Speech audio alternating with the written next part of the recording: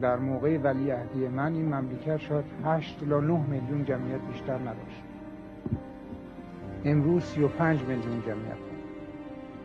20 سال دیگه 60 الی 65 میلیون جمعیت خواهد داشت.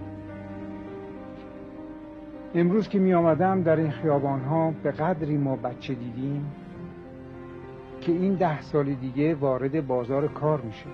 این کار میخواد، این شغل میخواد، این نون میخواد. برای کار و شغلش ما نیروی محرکه برق میخواد. برق باید تولید کرد. درست موقعی که جمعیت مملکت ما به تقریبا حد اکثرش میرسه 65 میلیون، درست موقعی است که نفت ما تمام میشه. از حالا تا اون موقع ما باید تمام نیروی جایگزین نفت بسازیم در این مملکت. جواب 65 میلیون دهان و شکم را چه شکلی باید داد؟ با ایجاد شغل، با ایجاد کار و ایجاد برق.